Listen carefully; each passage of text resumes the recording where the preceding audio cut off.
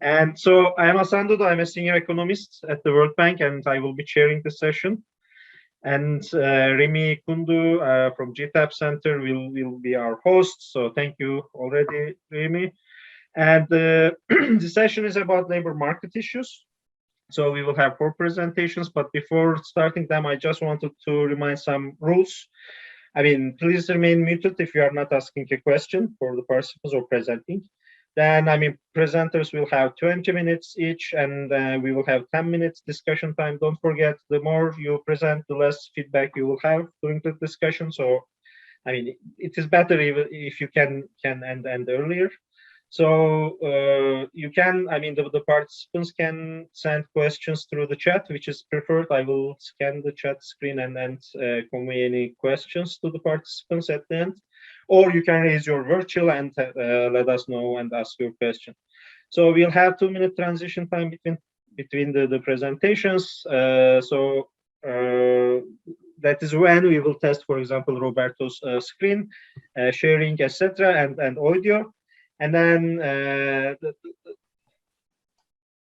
I mean, without further ado, I mean, I think we can go to our first presenter, who is Nesongano from Zimbabwe Trade and Tariff Commission.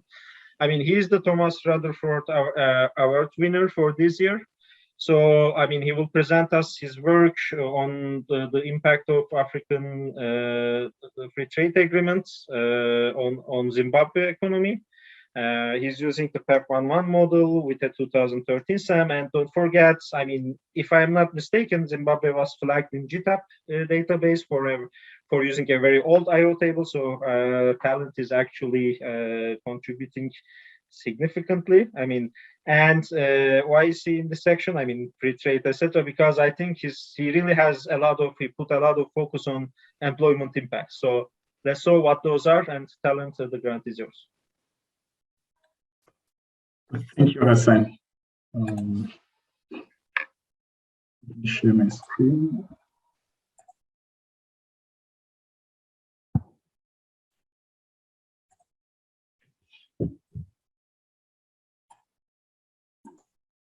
Okay, thank you. Like Hasan has introduced, Talent Nesongano. I did a study on which focused on the analysis of the impact of trade liberalization on the Zimbabwean economy, focusing on the African Continental Free Trade Area. The outline then, Zimbabwe is one of the countries that considers trade liberalization as a means of achieving rapid and sustainable socio-economic development. And to that end, Zimbabwe signed various bilateral, regional, and multilateral trade agreements.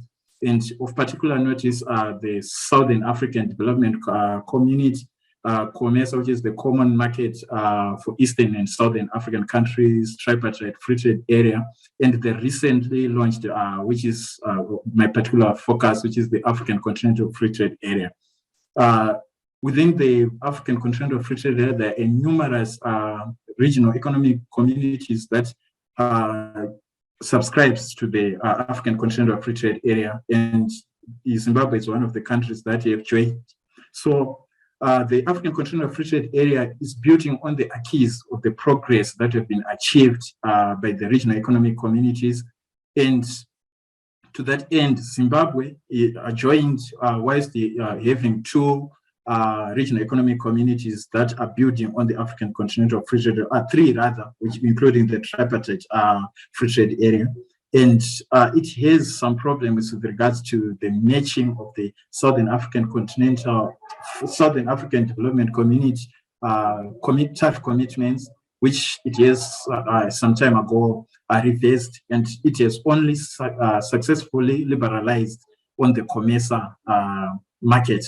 So that has actually affected its position in terms of the market access offers, where it is supposed to match the level of ambition which is being required by the African Continental Free Trade Area. But in terms of its acquis, they are not balanced. There is a mismatch within the 2 regs. So that being said, Zimbabwe also has a trade relationship with the African countries, particularly those who fall under the SADC community, with particular mention South Africa, which we will see on the figures which are coming in. Its trade with regards to imports range around 48 to 52% for a period ranging from 2015 to 2019, and its exports they start from around 60% of its products are exported to African countries, and this is shown by these two figures which I'm going to show. This is talking about the exports. So you would say that aggregating Africa, you would say in 2015 the country imported about 50% of its imports in terms of value from Africa, and South Africa remains the biggest. If you look at its figures, you'd see that it was 38.4% in 2015 and then 38.7% in 2019. This data is from the International Trade Center trade mail. In terms of exports, you'd see that majority of the country's exports, they go to African countries, and the major importers of Zimbabwean projects are South Africa, Mozambique, Zambia, and Botswana. And you'd see that South Africa remains again the major export destination for Zimbabwe's exports. With particular mention, you see among these 5 countries that have chosen, there are 3 countries that fall in the Southern African Development Community, REC, and then we also, there's 2 countries that it overlaps with under the COMESA, which is Zambia and Kenya. And then with Zambia, they overlap both in SADC and COMESA. The objectives of the study were to examine the impact of trade liberalization on the Zimbabwean economy under the AfCFTA. What will be the likely impacts? And we assessed the impact of these trade reforms on import prices, consumer prices, and also assess the impact on the quantities that are imported, quantities demanded, and domestic production and total aggregate output of each industry. And then we also analyze the households and governments' income, savings, and also total investment to say how those variables are affected after the country liberalizes trade under the AfCFTA. So the methodology we used, the data that we used, we took the data from the 2013 social accounting metrics, which was developed by Davis Kwaramba and Sepenta 2018.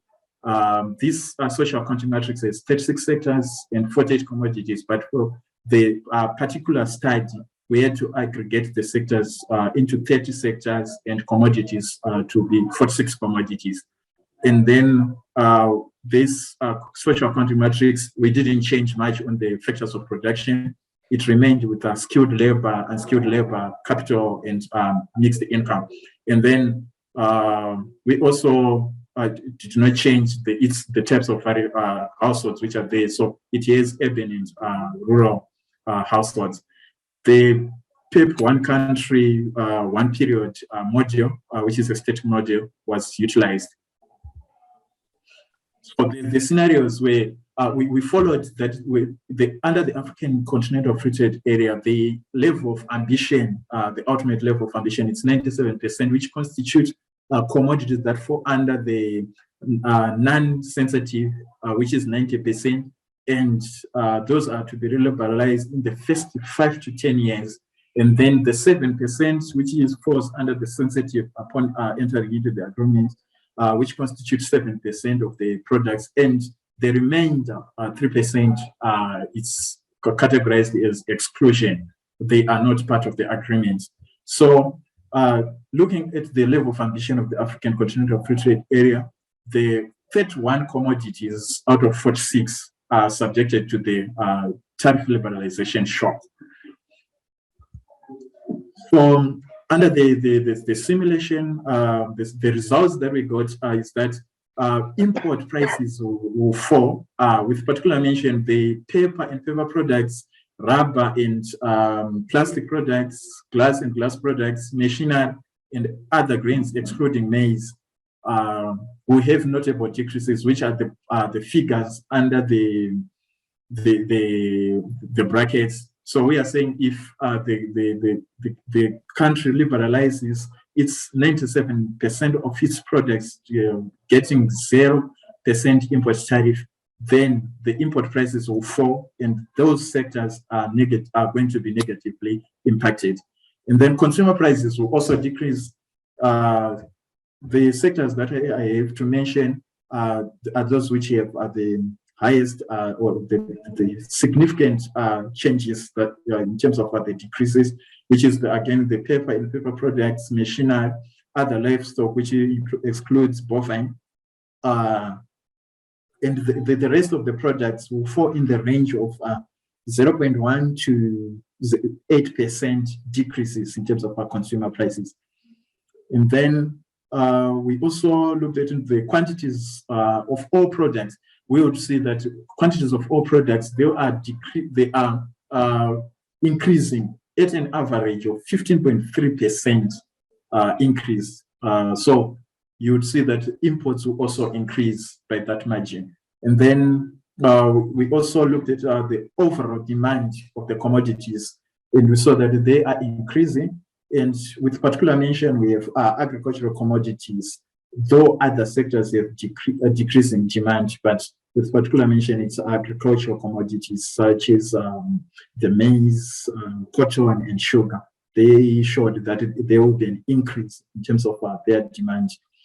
And then trade liberalization under agriculture, it was categorized under agriculture. We have large-scale farmers and small-scale farmers. That's the structure of the Zimbabwean economy.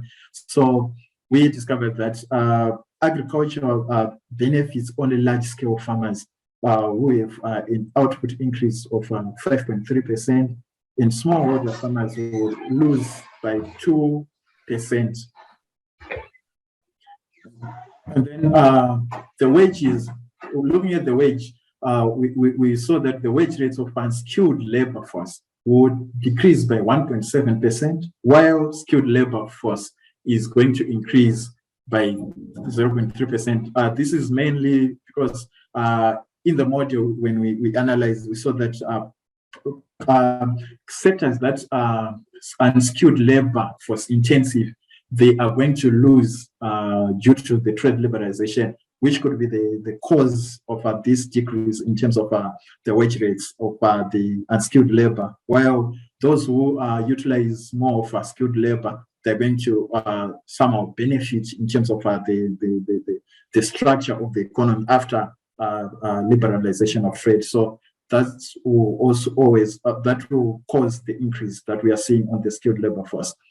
And then household income and savings are decreasing at the same rate of 0.1%, which is mainly caused by probably caused by the decrease in wage rates.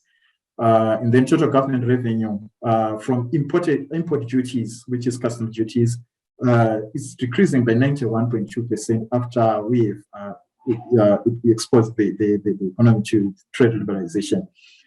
And then total government income is reduced by 10.6% due to loss in revenue coming from the import duties and other taxes. And then the total investment will decrease by 26.8%. So in conclusion, this paper showed that trade liberalization is favoring export-oriented sectors that use imported commodities intensively in their production, particularly the food industry and the confectioneries industry. And then in terms of the complete removal of tariff causes import prices to decrease, and due to that linkages in the economy, all other prices, they seem to follow suit. They are also falling. And the fall in prices affects domestic production and resultantly causing the wage rates to decrease. And then if you are look at the household nominal incomes, and savings, they are falling in these simulations, but you would see that this is compensated by the decrease in the prices. So in real terms, consumption will increase. So consumers will be at a better position with trade liberalization than without.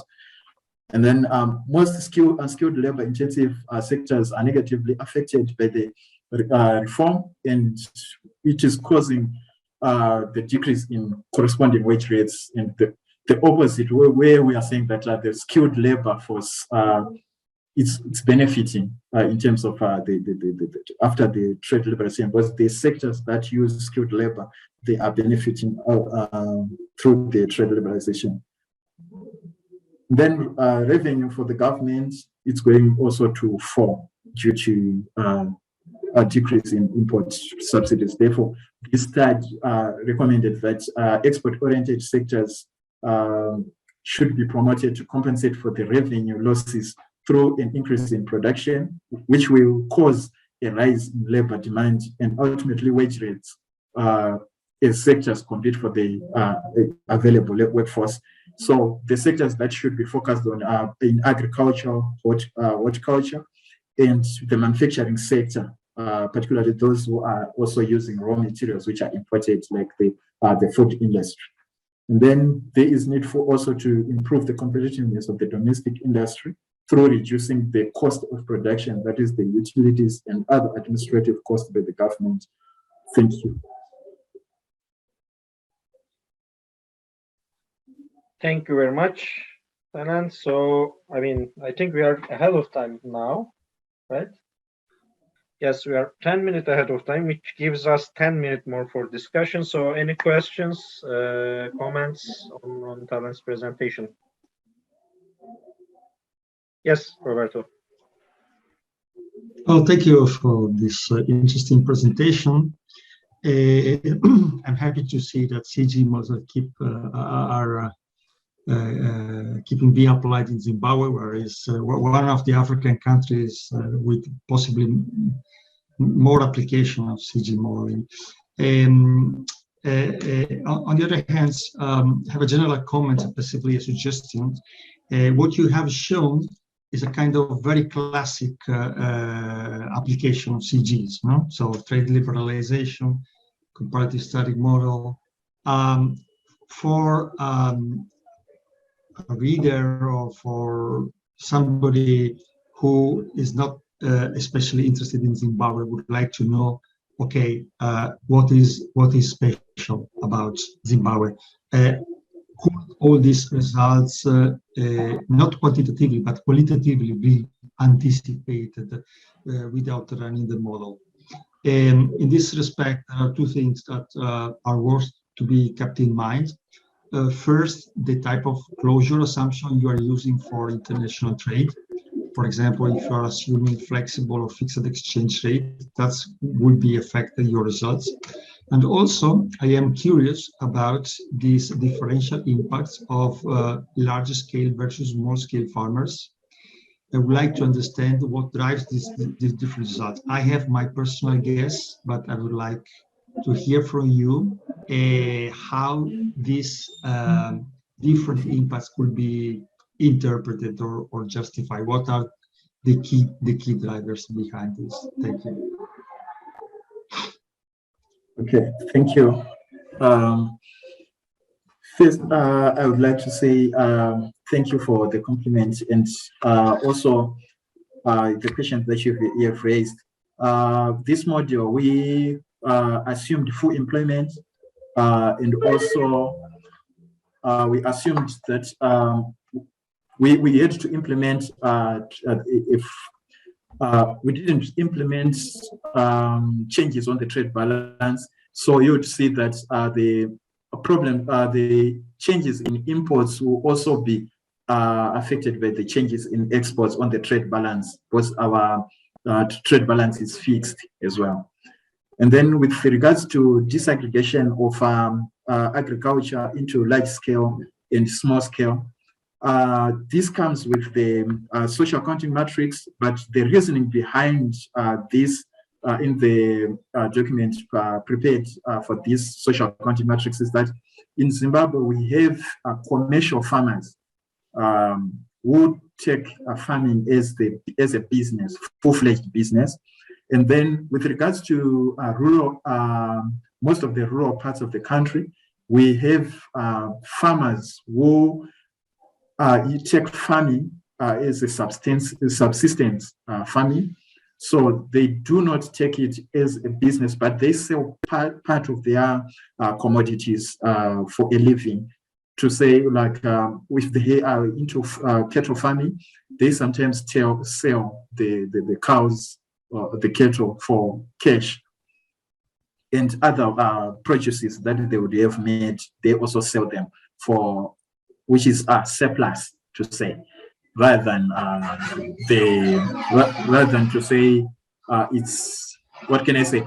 It's not like if they're in the horticultural, they're at the small scale. They are not at the large scale.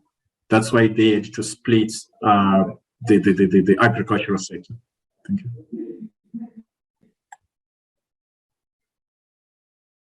Roberto, if your questions are answered, I'll give the floor to Wolfgang.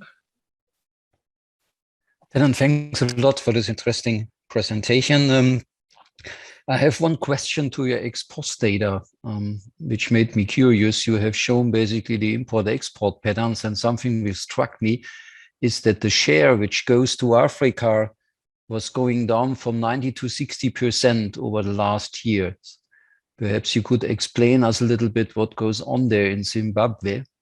Then a question basically to this liberalization scenarios. You said you had 46 sectors, but 15 out of those were not liberalized at all. Perhaps you could tell us a little bit more what those sectors are. And then the third question goes more to the model mechanism. You have this large drop in investments. Could you perhaps explain us how this comes about? Thanks. Okay, thank you. In terms of the export shares, what I've observed, this was data from the International Trade Center trade map.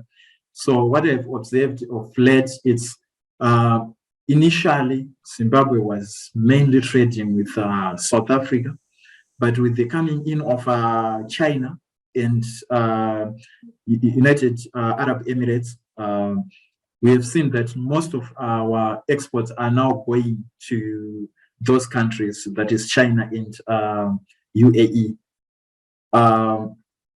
This also, like on the top 3 exports for Zimbabwe, you would see that there is tobacco, gold, and diamonds, which majority of the raw minerals are going to China and UAE. So I think that is contributing to the change, the shift in terms of our trade going to those countries which are outside Africa. And then we also saw USA, some sugar is going also to USA, which started somewhere around 2016, 2017. And we also see some European countries are also coming on board because of the European Union agreement with Zimbabwe and other 4 countries which are in the Eastern and Southern African group. So I think that affected the exports for Zimbabwe. And then going on to the commodities, you'd see out of the 48 commodities, they are those which are on goods and also services.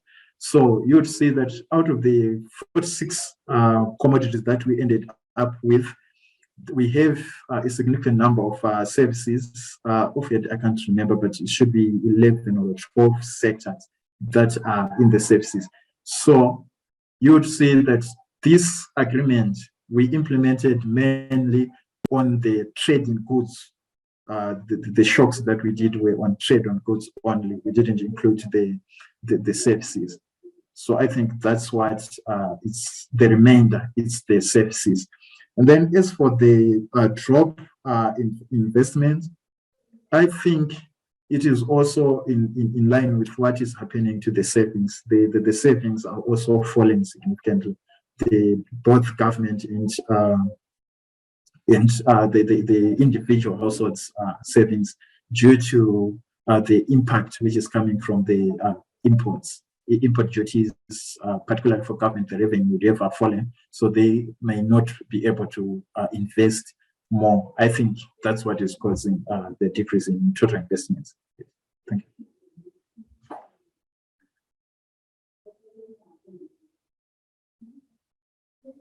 Okay, assuming Wolfgang's questions are answered. So any other questions, comments?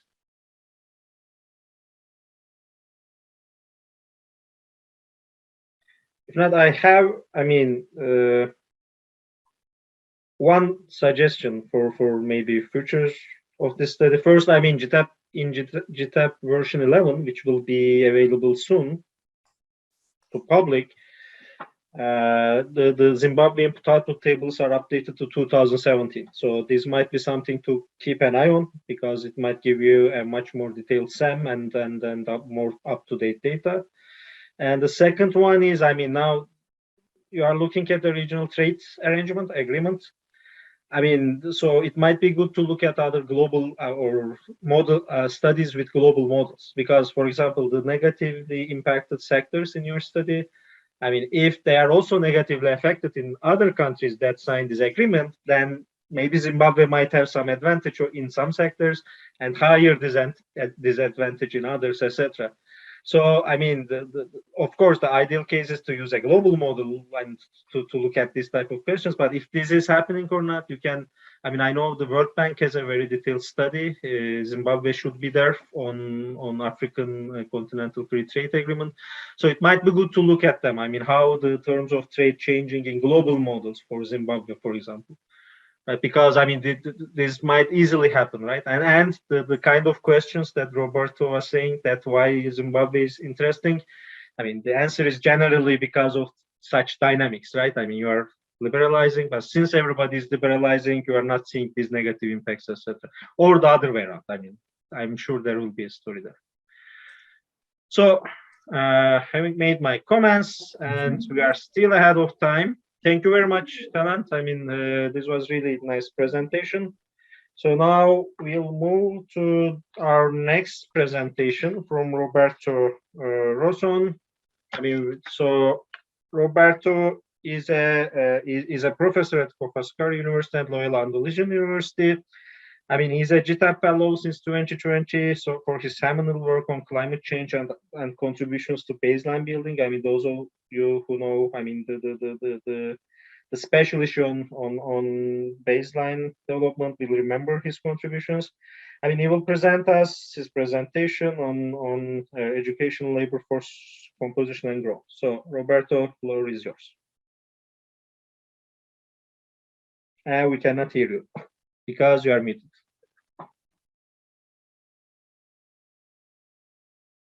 If you go up the screen center, there's something should come up, I think.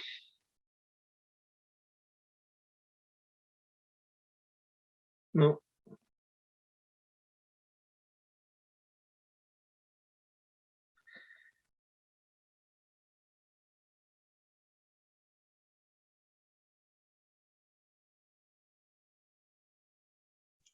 Yeah, you need to. Yes, good. Yes, sorry. No problem. Sorry for this. Okay, thank you very much for a very nice introduction, Hasan. Nice to see you. Nice to see to all the other friends and new friends who are joining here today. The work I'm presenting here is a kind of spin-off of a research I conducted together with Wolfgang Britz for the Joint Research Center of the European Commission. Therefore, I can't start without acknowledging the very useful discussion I had with Wolfgang, and also, let's say, first part of what I'm presenting today is basically a result of a joint work. I'm talking about growth, I'm talking about development, and I'm talking about human capital and education. Now, if you have superficial knowledge of growth theory, you know well that investment in human capital are being considered alongside investment in physical capitals, in classic models of economic growth.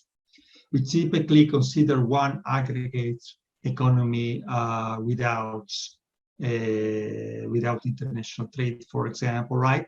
There is also, of course, endogenous growth theory that talks about positive externalities associated with human capital.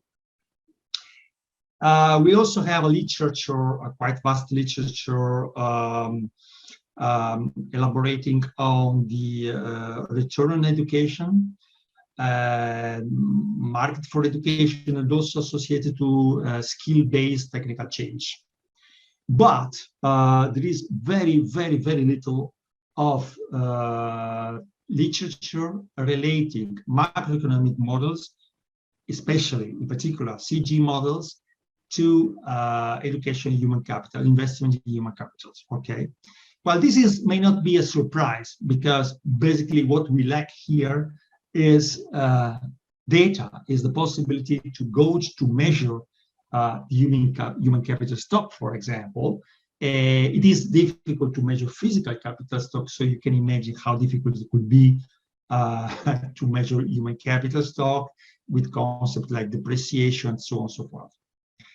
There are a few examples. I found a few examples of papers talking about education and human capital into CG frameworks. Most of these papers have only appeared as working paper, so they didn't manage to get published, I guess. And they are basically based on linking some microeconomically oriented or microeconomic formulation of investment in education to a macroeconomic sum-based CG. Okay, for example, I remember one model which was relatively sophisticated applied to Slovenia, where investment in education were modeled through a representative consumer living forever, maximizing over time. So a kind of hyper-rational representative consumer, which I doubt is consistent with the overall philosophy of CG models. Okay. In this work we present today, we completed the part from this idea of coupling macro and micro modeling, and rather we look at a relationship between the labor force composition and the expenditure in education services. As you will see, this provides us as a quite solid foundation for tracing the effects of investment, or at least some of the effects of investments in education. In order to, it is important, it is fundamental to understand, to this end, the difference between the stock of labor measured in physical terms and stock of labor measured in efficiency units terms, okay? So we say physical terms means that number of people employed, or number of hours worked, or number of days worked, okay? This is the physical input of labor used in production processes. On the other hand, when we calibrate a CG model, for example, we typically set all prices equal to 1, and we derive the endowments of primary resources via calibration from a sum, which basically means that when we talk about labor, for example, but also when we talk about capital, we are only counting labor in terms of efficiency units, right? The idea is the following: if we have a different composition of the labor force in physical terms, even if the total amount of labor in physical terms stay the same, the simple fact that some workers move from one category to another means that you change the wage or the average salary, which basically means that you have a variation in the labor force inefficiency units. So you don't have a change of labor force in physical terms, but you do have a change of labor force in inefficiency units, which is actually what matters when you consider shocks in a CG model. Okay, in order to establish if there is a link between investment in education and in labor force composition, we ran a series of econometric regression using as cross-sectional database data that comes directly from the GTAP community, especially, okay, we complemented the data from the GTAP database with information about average salaries for the 5 categories of labor we have in GTAP from the GMIG2 database. Okay, in order to see if we know the average salary or the average wage in each category by dividing the total wages, we get an index of physical labor available in each country in each of the 5 different categories. Okay, we use this data.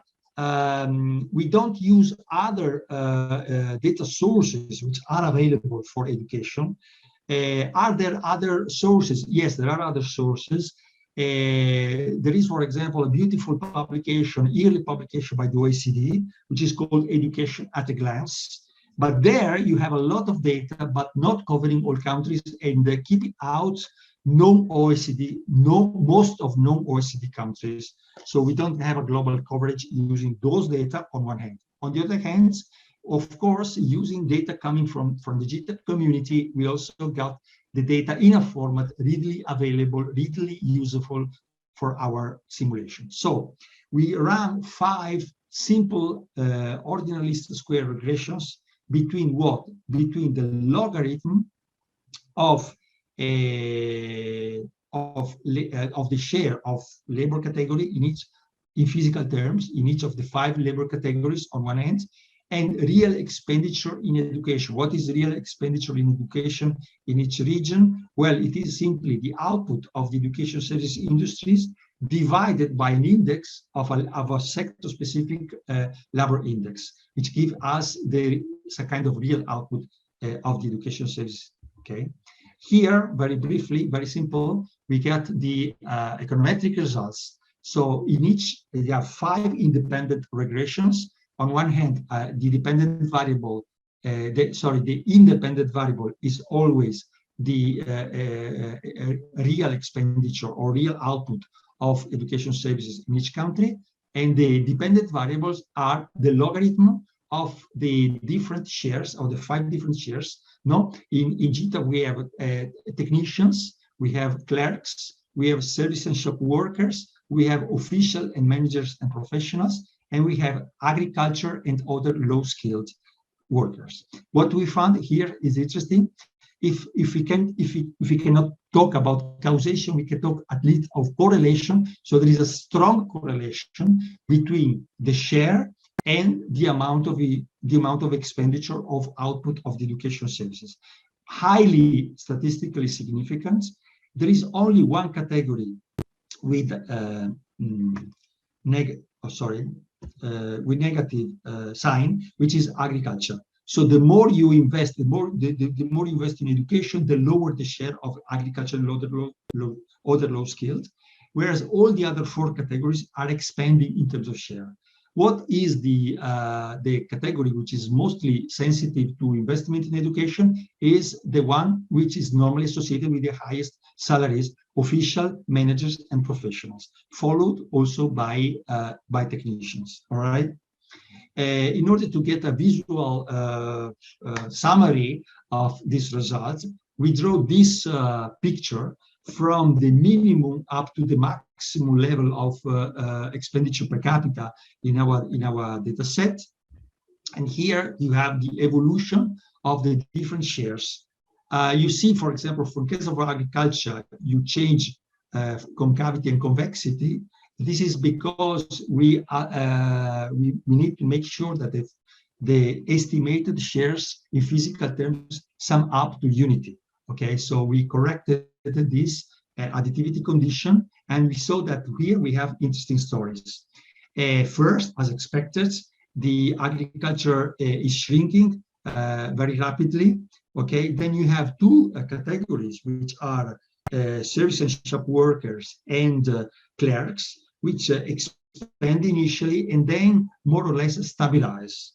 Okay, and then we have two other categories, which are technicians and agriculture. Technicians and managers who are steadily expanding as you increase the expenditure per capita in education in real terms. Now, this suggests that if we invest in education, we get people out of agriculture being employed in other categories where you have higher wages and higher salary and higher productivity. So basically, by investing in education, through the different composition of the labor force, you can gain in terms of overall productivity or endowment in terms of efficiency units.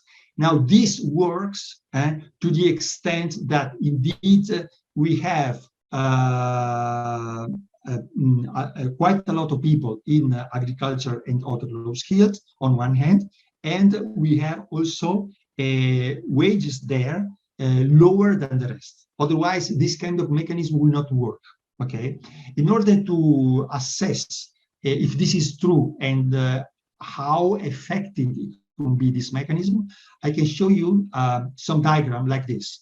This is for the world, showing the blue bars are the relative wages. And indeed, you see that the wages are highest for officials, managers, and professionals, and the lowest for agriculture and other low skills. And the other hand, the red bars are basically the shares, which are multiplied by factor of 3 to make it more easily comparable to the other graphs. So the ideal condition will be these bars increasing from left to right, and these red bars decreasing from left to right. Okay, and more or less the world is satisfying this condition, so to say. But there are countries, for example, Ethiopia, where this is especially evident. In Ethiopia, look at what is inside agriculture and other low skills. So the relative wages are very, very low on one hand, where you have the largest majority of workers employed in agriculture. Okay, this is not special of Ethiopia, because a typical characteristic of developing countries is underemployment, not unemployment, and underemployment. There is an excess of employment with very low productivity in agriculture and similar sectors. Okay, but this may not be for all countries. For example, if you look at USA, you don't see this kind of pattern very clearly. For example, it turns out that according to our data, the relative wages in agriculture, etc., they are not the lowest one, right? And also the shares of people employed in agriculture and other low skilled, especially construction, is relatively minor. It's not that large as you can see in other countries. So if we apply this kind of mechanism in the United States, of course, we have a much smaller impact that you can expect in Ethiopia. Now we want to simulate this story in a model for Ethiopia, okay? To this end, I don't need a sophisticated CG model. I am using a super standard GTAP model, super standard comparative static GTAP model, setting up a simulation experiment, which is, however, not as conventional as other simulations. We start from an exogenous 10% increase in educational services by the public sector in Ethiopia, okay? Only by the public sector, not by the private sector or by the firms. Increased by 10%, all right? Of course, you the initial demand push, of course, stimulate production of education services, all right? But with more education providers, you should recompute, I did it manually, you should recompute the composition of the labor force, okay? Because you can use the result from our econometric regression to change counterfactually the composition of the labor force with higher total amount of labor in terms of efficiency units.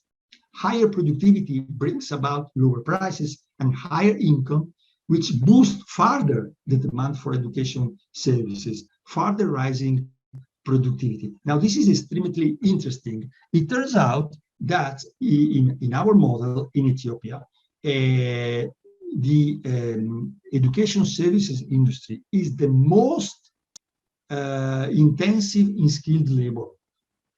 So what does it mean? Well, it means we are talking about a kind of a multiplicative mechanism like this, okay? We start from an initial investment in human capital. So you increase expenditure, for example, by the public sector in educational services. Of course, there will be a higher supply of educational services. Because you produce more educational services, you try to take into account all this through a different composition of the labor force. First in physical terms, then in terms of efficiency units. But in terms of efficiency units means basically that you get an overall increase in productivity, right? An overall increase in productivity. Where this increase in productivity basically is what? Is a positive supply side shock. And since it is a positive supply shock, you get the typical results of getting lower prices on one hand and higher income on the other hand, all right? But because education is intensive in skilled labor, education gets cheaper, and also Roberto, we have 2 minutes to go. And also, okay, and also education has high income elasticity. So you get further boost in demand for education, and then you can cycle again, all right? What I did is a series of simulation runs, and this is in this diagram, you see the change in the output of education, the output of the education industry, okay? Initially, you start with plus 4% because of the shock on demand, and then little by little, you increase up to about 15%. So there is a convergence over that. The key findings numerically is the following. Labor supply in efficiency units for official, manager, and professional increases by 70.24%. Technicians still, in terms of efficiency unit, by 15.57%, service and shop workers 12.41%, clerks by 10.27%. Agriculture and other non-skilled workers, on the other hand, decreased by minus 2.65%. In terms of real GDP, you get an increase of 1.57%. In terms of equivalent variation, about the same magnitude relative to the baseline GDP. Interestingly, the initial 10% expenditure in education services by the public sector is compensated by the general decrease in prices. In the final equilibrium state, public expenditure actually grows, but only 2.27%. Of course, as in any CG model, we can get results in terms of industries and in terms of factors. Of course, here you have, where you have expanding supply of factors, you have lower price and increasing price in the other hands. For the other sectors, well, in terms of capital, there's a slight decrease because of substitutability with labor, and the natural resources, which are sector specific, they are increasing because of demand on expanding sector like extractions. We get variation in the prices as well as in the quantities of goods and services. What is very notable here is the spectacular decrease in the price of education services, because education is the most intensive in skilled labor. So is actually the service, the industry benefiting the most of these multiplicative effects, okay? And if you compare the two figures, the quantity versus the prices, you see when basically you have that prices and quantities move to opposite direction, the supply side is the main driver, the supply side shock is the main drivers, whereas when they move to the same direction, and this happens for extraction and meat, well, basically is the demand effect which is prevalent here. In terms of variation sector trade balance, you get a similar kind of picture. You start importing quite a lot of grains and crops, and to a lesser extent meat, and you are expanding those sectors where you get the largest productivity boosts. Education is not the main one here. Why it is not? Well, basically because in Armington shares, you are exporting very little from the very beginning in terms of education. So actually, this is actually benefiting most transportation and communication. There are takeaway messages, and I come to the conclusion. I'll try to demonstrate that there exists actually an empirically robust method to link at the macroeconomic level expenditure in education or investment in education, first to labor force composition and there indirectly to overall productivity. Okay, the general equilibrium effects generate a multiplier-like expansion of education services, suggesting that investment in education is an investment which in developing countries has one of the highest returns, even if they may materialize possibly in the medium or long run. This effect, as I said, is especially important in developing countries. Why? Because the developing countries are characterized by first, about large income differential between workers categories, and second, because of underemployment in agriculture. And this is it. Basically, this is only the second time I present this work. This is a work in progress, and I will appreciate receiving any comment or suggestion for yourself. Thank you very much. Thank you very much, Roberto, for this really nice presentation, and I can call it provocative. So let's see if our audience is provoked enough to raise questions.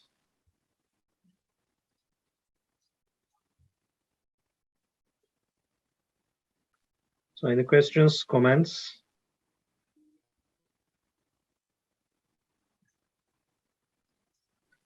And let me ask an icebreaker question, maybe.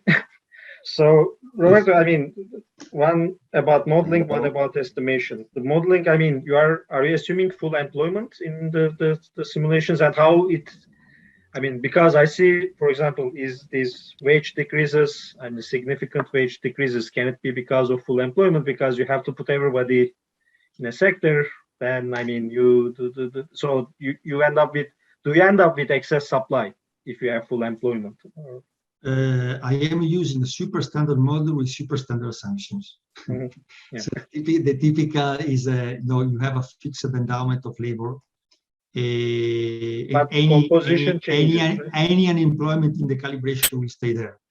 Yes, it could be interesting to expand this model by introducing, for example, a wage curve or endogenous unemployment. Yes.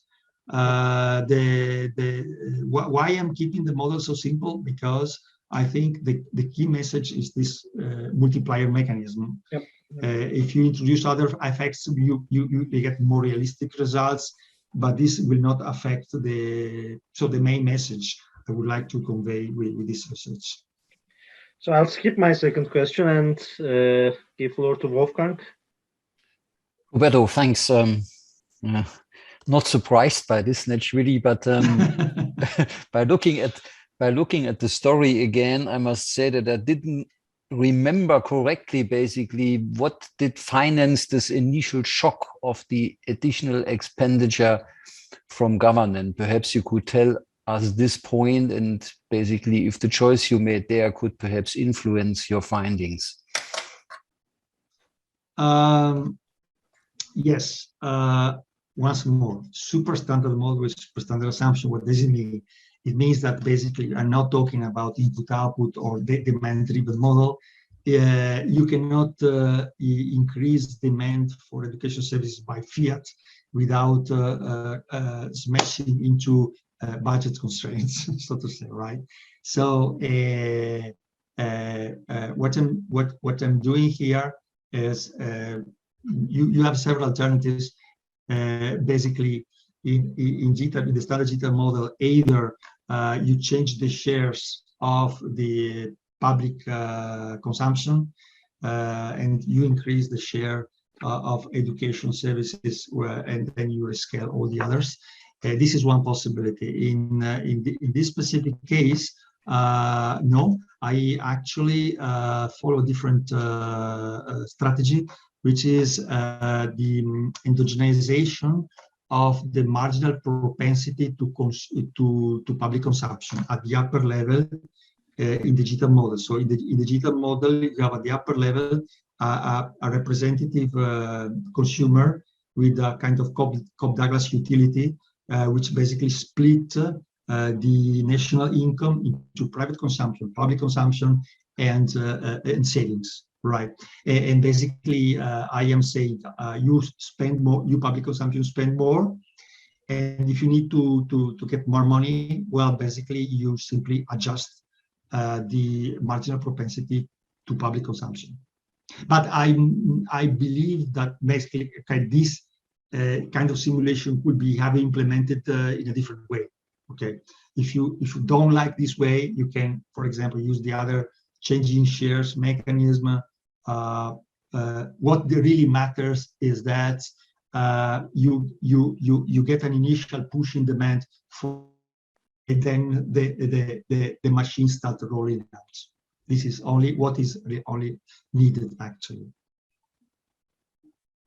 Okay, thank you. So, Rakja, please.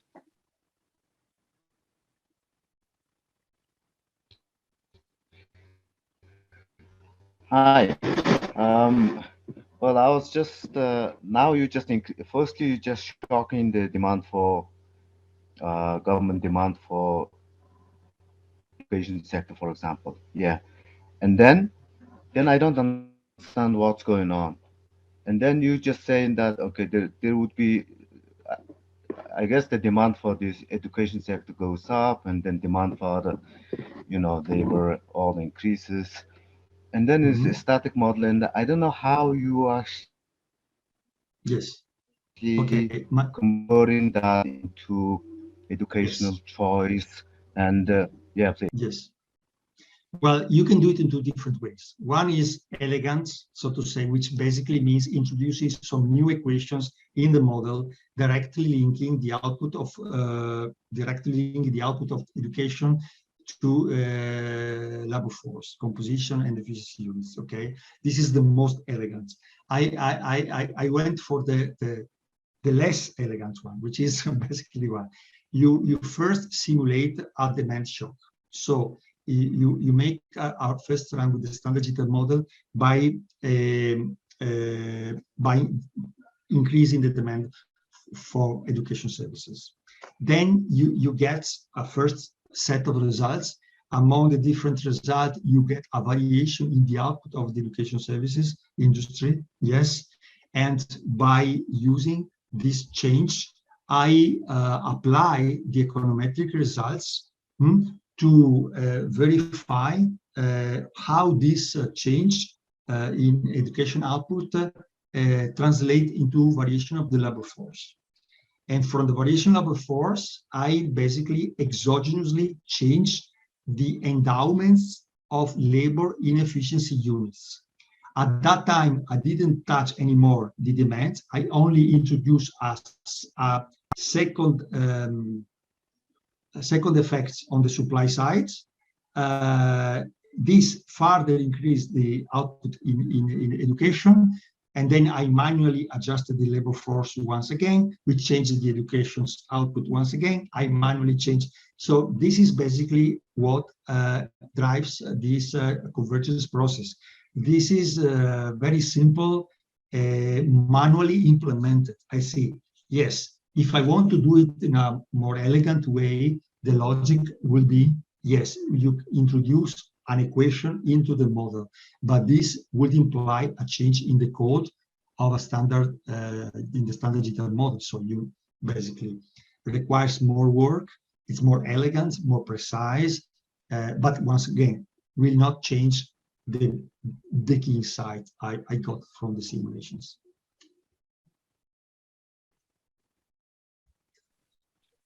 So, Debadrita. Hi.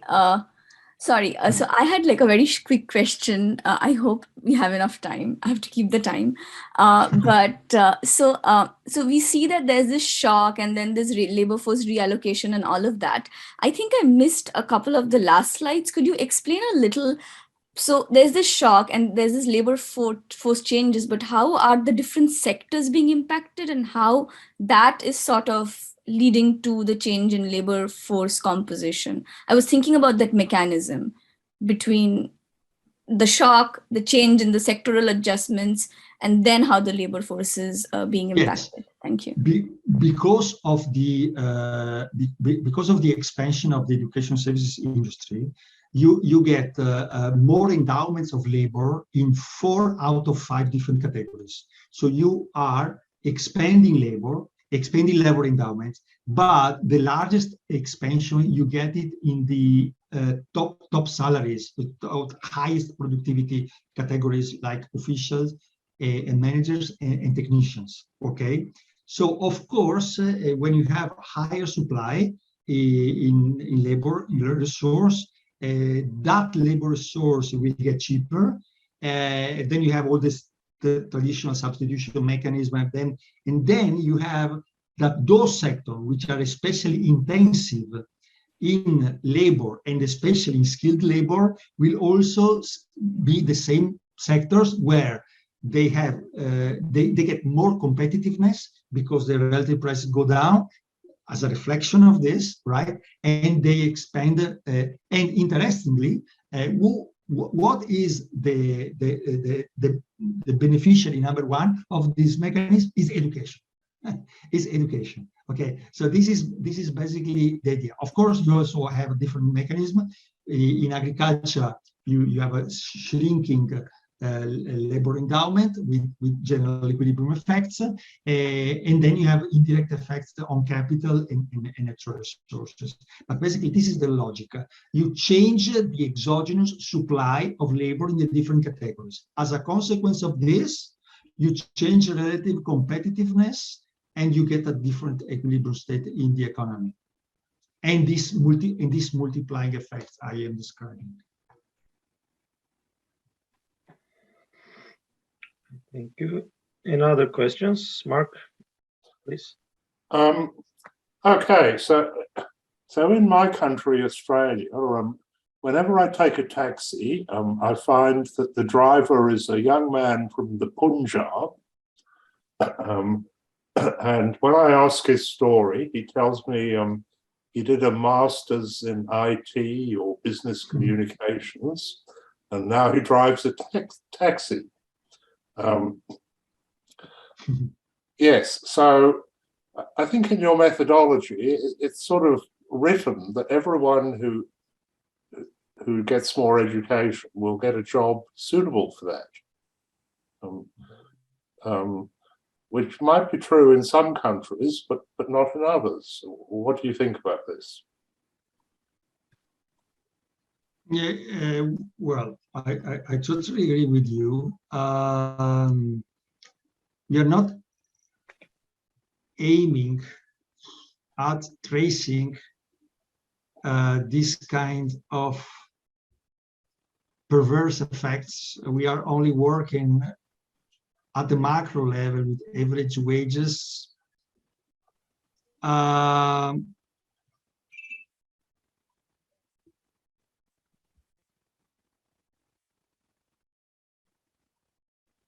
Yeah, I got the point. Very, very interesting. And now I'm just thinking about how could we possibly well, first of all, if it is so relevant at the macroeconomic level. Roberto, so, if I might add to this, yes, right? Please. I mean, I don't know, Mark, are you talking about a taxi trip in India or one in Australia? In Australia, but recently okay. I read that's okay, because I mean that's right. It's right interesting. I mean, yeah, what we've seen is in the analysis, if you do the same story in the US, for example, probably also in Australia, yeah, there is nil, perhaps even a negative effect on GDP if you increase educational outlays, because the wage differentials are different and the starting labor force shares are different, right? So if you educate more people there and they move in the skilled category, yeah, you're not longer basically expanding the overall production possibility of the economy. So the effect you see is really differentiated if you do this in countries with very low educational outlays currently and a huge share of low-skilled people, or if you do this in an OECD country. So indeed, it looks that the OECD countries basically are at the saturation point where further investment is perhaps more for, okay, you like it to go to university, but not too much because we need the additional highly educated people, yeah, fully in the economy, which I find quite interesting. Yeah. Just still, I mean, the comment by Mark suggests also that it could, in some countries, you may need to take into account some market failures in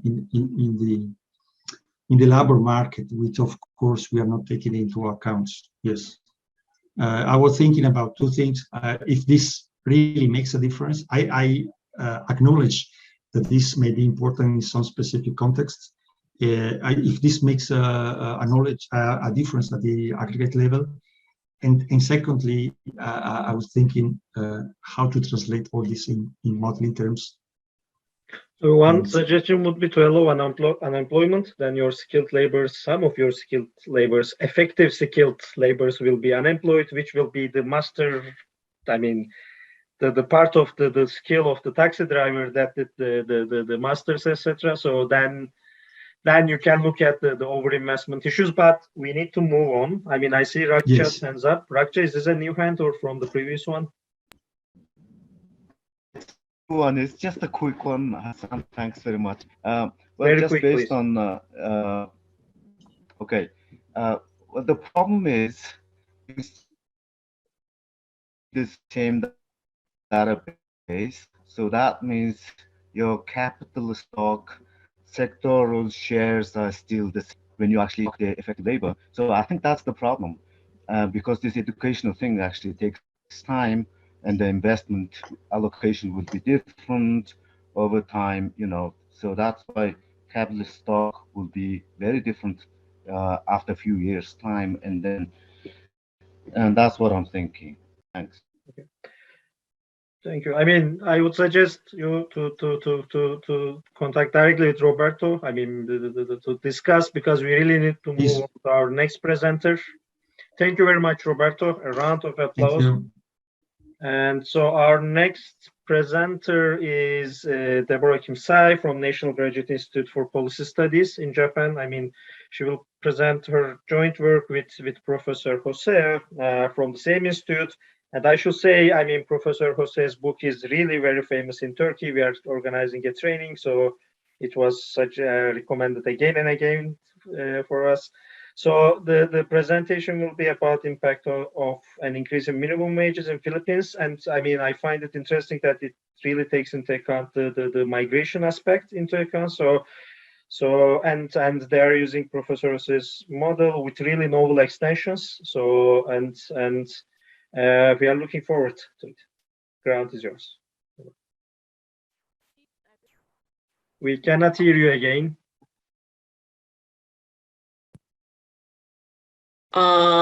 Yes, now we can. Okay. Good day to all. I am Deborah from the National Graduate Institute for Policy Studies in Tokyo.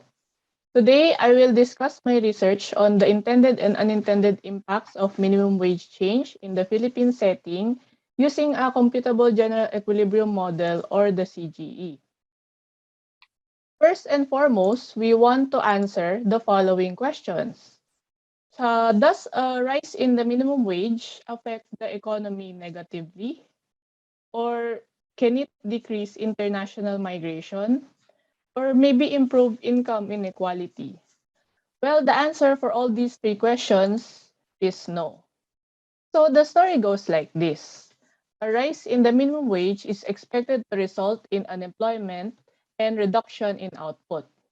In our small open economy, we found that domestic unemployment would induce international migration.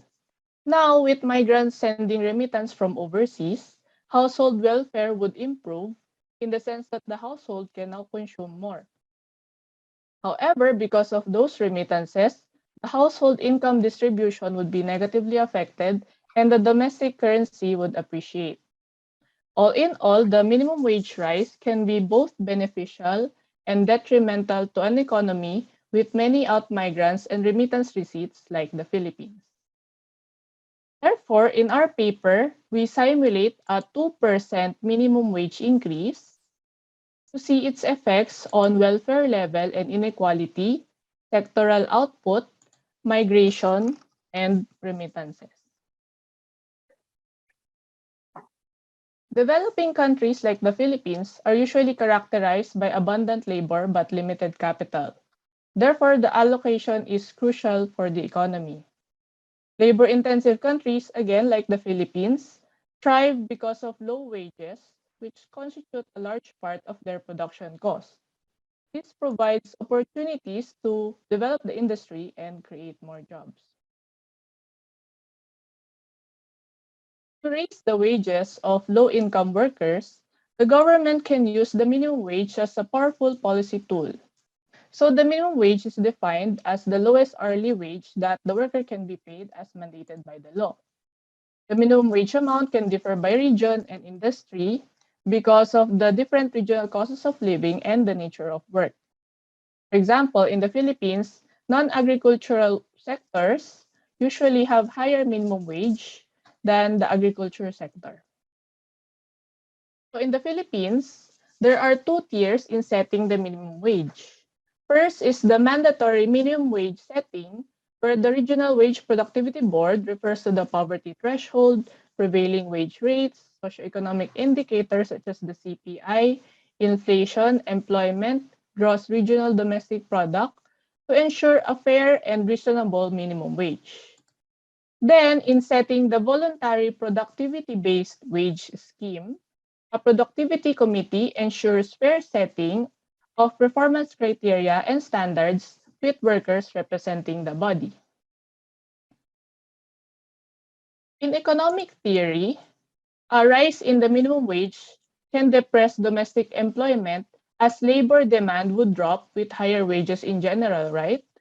So we are curious about how much domestic employment would be affected. In this economic inactivity of lesser employment, migration seems to be a solution to the unemployed to seek more opportunities abroad, according to the OECD.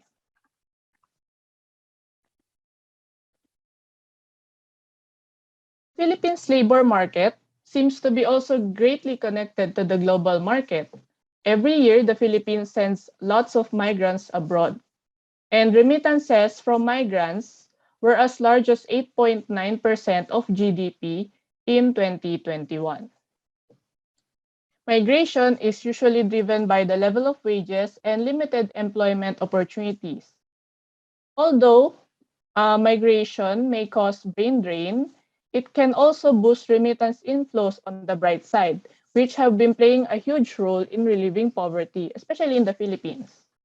On the downside, however, too much remittances can induce the Dutch disease. And here is some background about the Philippines. The Philippines also suffer from significant income inequality. The NCR, or the National Capital Region, that is around here, a small part in the middle of the blue region, thrives on professional labor, as opposed to Mindanao, which is the red region, that benefit more from unskilled labor. There is also a substantial difference in the per capita income of Mindanao and NCR. As you see here, the NCR region has twice the level of Mindanao's per capita income. Then for Luzon and Visayas, the blue and yellow region, the income composition is quite similar. They have mostly professional labor income, succeeded by unskilled labor, and then technical labor, and then clerical labor. We can also note that the level of remittances of all households is quite comparable to non-professional labor income level. Therefore, we can say that migration and consequently remittances may influence the households significantly and unevenly. When we examine the impact of minimum wage, I know some of you may argue about the coverage, enforcement, and compliance because a minimum wage does not necessarily determine the wages of workers whose productivity can vary widely. Many empirical studies examine the case of marginal workers whose earnings are likely to be as low as the minimum wage. However, Canales finds that the minimum wage can impact a wider range of workers. In fact, the Department of Labor and Employment found that the compliance rate was 88% in 2020. Therefore, in our study, we assume that the minimum wage is a significant factor, but only for the technical, clerical, and unskilled workers, and not the professional workers.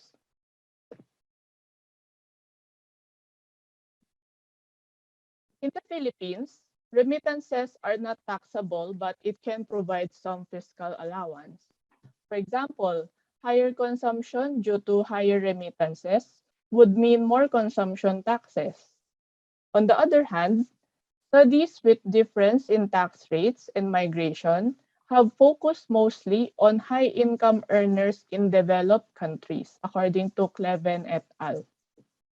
So only a few examined migration in the Philippine context, like Pomp in 1989 and Clarete and Jokno in the year 2000. So the current literature is lacking in this aspect.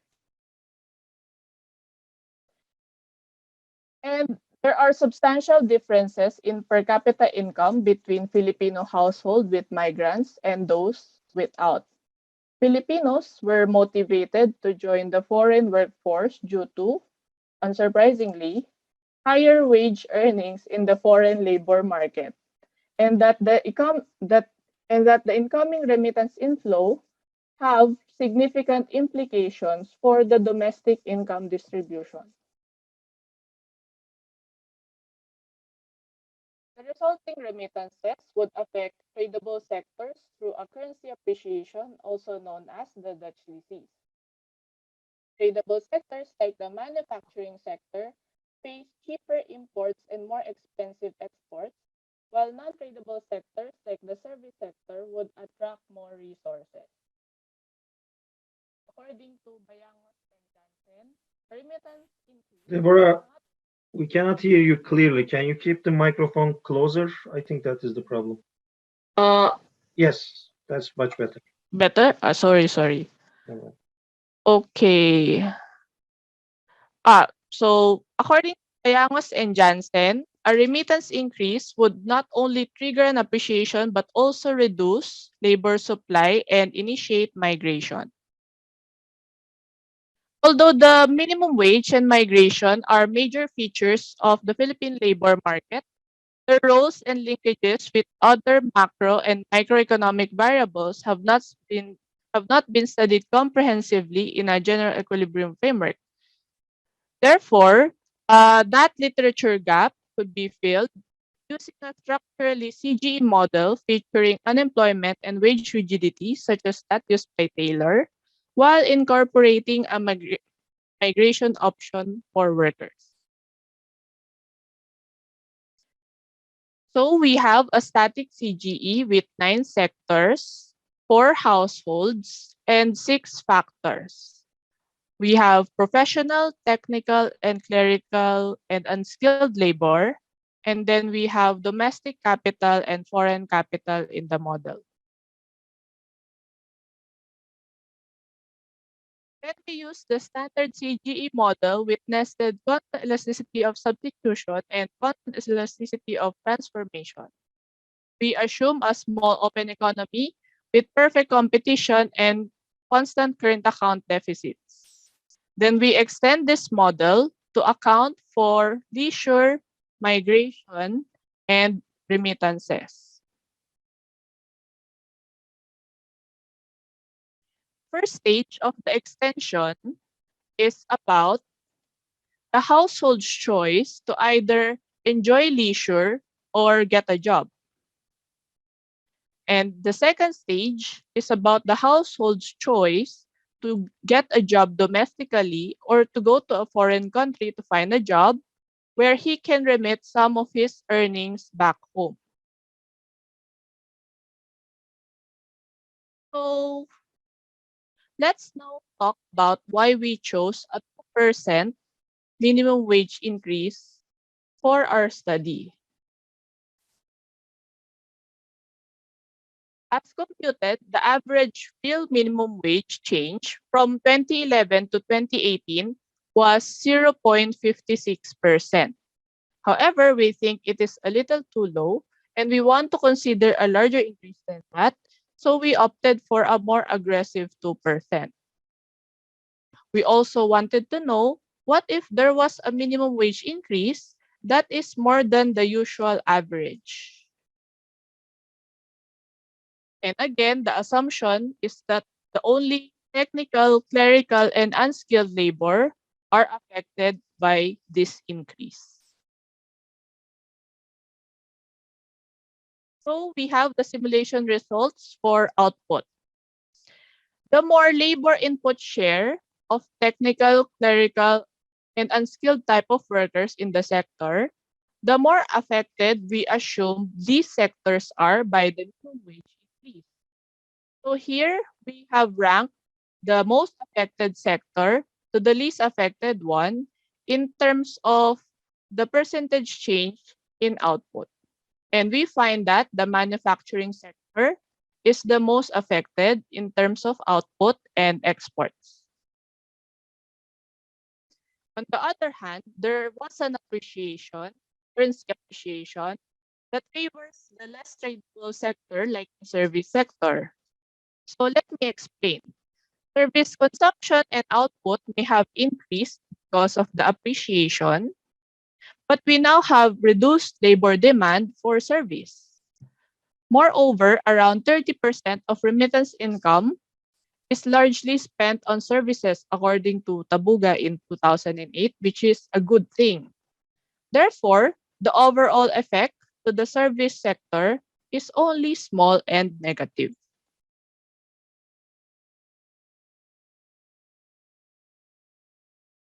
Then for simulation results for employment. So again, a minimum wage increase would reduce domestic labor demand and domestic employment. The non-professional workers lose jobs in a similar scale, as you can see here. But only a few workers in those groups would become unemployed, as you can see here. There is slight collateral damage to professional labor here because of the loss of other jobs complementing it. Affected workers would almost fully migrate, and it is more rampant for workers in Luzon and Visayas, as you can see here. Very big numbers. The minimum wage change indeed encourages migration, which causes a kind of Dutch disease due to the remittance inflow. And we found an appreciation of the Philippine peso against the US dollar by 0.3%. And to assess the impact on household welfare, we use the concept of equivalent variation as the welfare change indicator, which quantifies the changes in utility in monetary terms. We discussed the simulation results on the next slide, but now we focus on the equivalent variation per capita.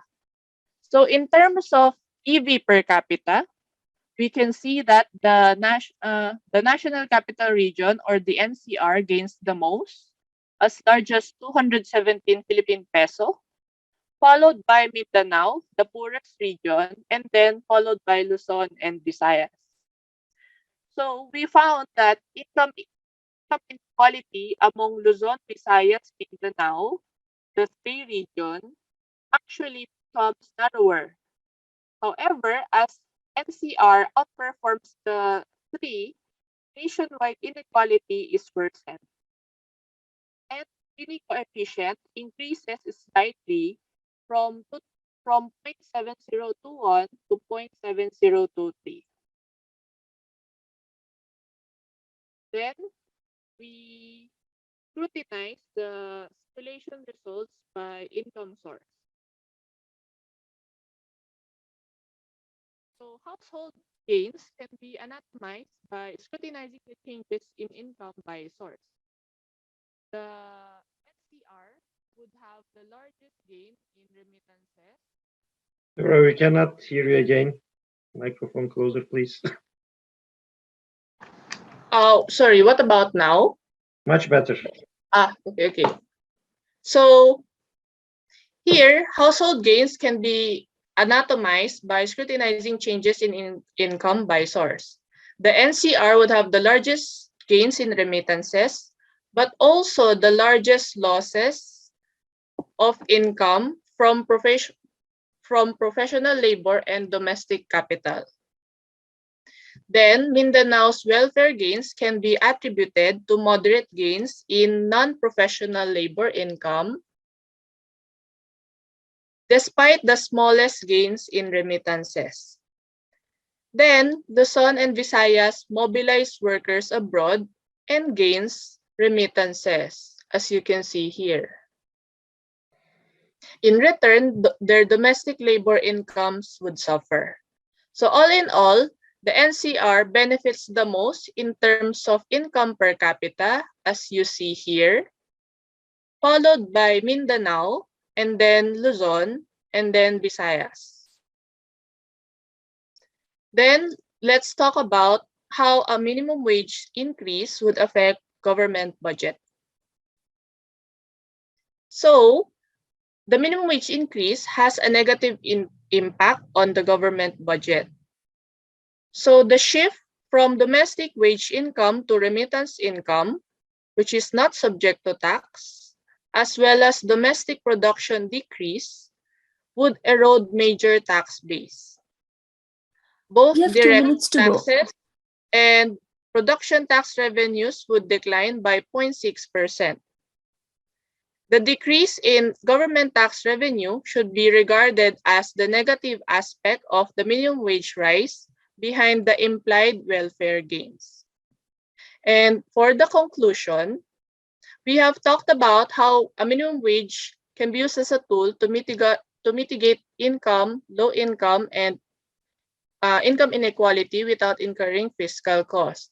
We use a structural CGE model and with endogenous migration, and we found that a higher minimum wage would indeed decrease domestic employment and would greatly affect tradable sectors such as the manufacturing sector. The migration option allows households to gain from the minimum wage increase, but it brings about some unintended consequences, one of which is a currency appreciation that would harm domestic industries. With a minimum wage increase, the economy would be more consumption-oriented and remittance-dependent. Remittances would improve the livelihood of all household groups, but would impact them differently. The richest group, which is the NCR, would gain the most, so inequality would be intensified. Also, since remittances brought about by migration are not subject to tax, the tax base would be eroded. And it should be considered an indirect fiscal cost of enforcing higher minimum wage. So that is all for my presentation. Thank you very much. Perfect. Just on time. Thank you very much. Deborah. So any questions? I see Roberto's hand up. So please, Roberto. Thank you, Deborah. It was very, very interesting, stimulating presentation. Yet there are a number of key assumptions you are using that I missed or I don't completely understand, and they are critical in driving your results, I believe. First of all, it seems that you are talking about sectoral unemployment. So you define unemployment at the sectoral level, which is something unusual about macroeconomic because with total unemployment. From where you get sectoral unemployment, it seems that there is a kind of leisure work choice that has been made. So what you call unemployment is actually leisure in other formulations, and also by assuming that there is a calibration at the beginning, you are actually, if I am not wrong, assuming, so you're not introducing any kind of wage curve or anything like that. So you are assuming that initially there is equilibrium in the different working category. And then because of this, you get an excess supply when you force the price to get higher, basically. But in many other studies about minimum wage, not rooted in the CG modeling. I remember there are many, for example, applied in Germany. The actual effectiveness of minimum wage depends on the initial condition of the labor market, because of course, if the if the market price for labor is already above the minimum wage, then simply the minimum wage requirement will not be effective. And the labor market may be very segmented. So you may have that in most of the segments, actually, this is not a constraint and it only works in a few cases. And also somehow related to the comment I received after my presentation, if you are considering the different categories as not, so people belonging to one worker category cannot move to another category, okay, which is basically what is behind the concept of sectoral employment. You missed one possibility. So if I am employed and I get unemployed, the alternative is not between employment or unemployment, but I could possibly find a work with a lowest wage, with a lower wage, as the comment Mark did after my presentation. Thank you. Okay, so regarding your comment about decreasing our expected salary just so to find work, we did consider that. And it would mean that we are, there's the concept of involuntary unemployment, correct? You might wonder what's the role in involuntary unemployment here, but our model is a long-run model, so we have expected that involuntary unemployment would disappear in that sense, that most people would eventually find a job in the long run that would be appropriate for their skills in a general equilibrium framework. So any other questions?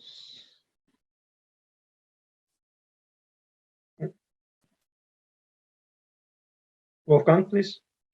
Yeah, I have one question and perhaps one remark which I would find interesting if you could comment on this.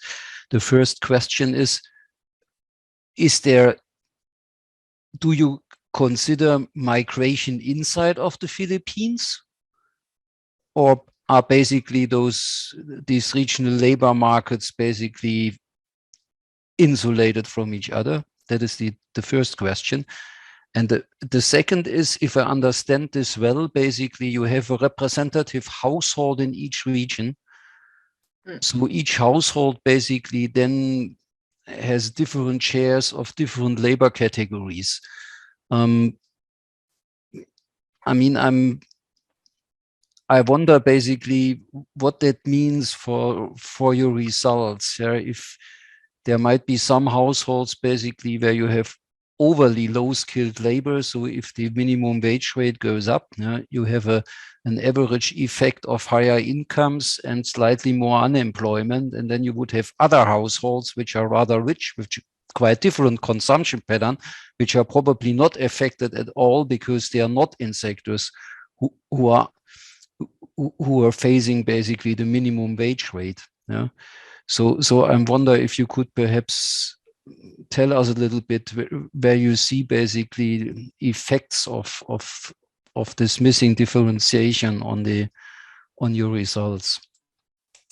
Okay. So to answer the first question, we only consider international migration, and we did not consider regional migration within the Philippines. Then to answer the second question, there are actually overly poor households that we cannot really consider in the study because they would be in the informal labor market, I'm assuming, that is not covered by the minimum wage. Actually, it is a suggestion for improvement for our study because in that case, we cannot account for the informal market because of data unavailability and data restriction. So it is something we also wanted to do. Okay. Thank you, Deborah. We have 3 minutes and 3 questions. So, Erwin. Okay, I'll be quick. Thank you, Hasan. Hi, Deborah. Just a caveat: we came from the same university, but she's way younger. I'm also trying to understand the mechanism involved, just like Wolfgang and Roberto. So what you have is a minimum wage, right?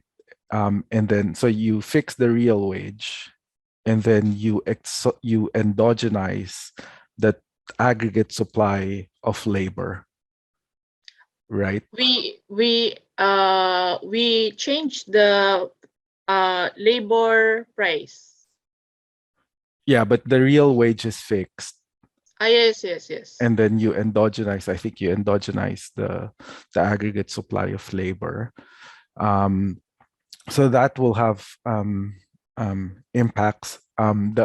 So what I'm thinking is, so probably when you increase your minimum wage, you have slack, and then you have slack labor supply. You have unemployment, Yes. And then that forces some migration outside, right? Because you have unemployment nationally. So I don't know if and then earlier you were saying that you also had some long run closure wherein you allow for those who were unemployed to become employed, involuntarily unemployed to become employed later on. So I'm not sure how the mechanism is working, but probably a good way to look at it would be similar to what Dixon and Rimmer does, is they have a Keynesian mechanism in the short run and then a neoclassical mechanism in the long run. So eventually you'll go back to full employment. And then so the next question I have is, isn't there a tendency to migrate towards the center first before you go outside of the Philippines? So I'm sure there are others that go directly outside of the Philippines, but I think there's a mechanism. And then one last point, very quickly, you say that the tax base is being eroded, but isn't it that your wages are increasing so that the income of those who are currently employed would increase relative to what they had before, or maybe there was something going on also in the CPI. But yeah, thank you for the interesting specification. Thank Okay. you. Deborah, those were mostly comments, and you can talk next alumni meeting, I guess. So I'll go to John if that's okay. Thank you so much.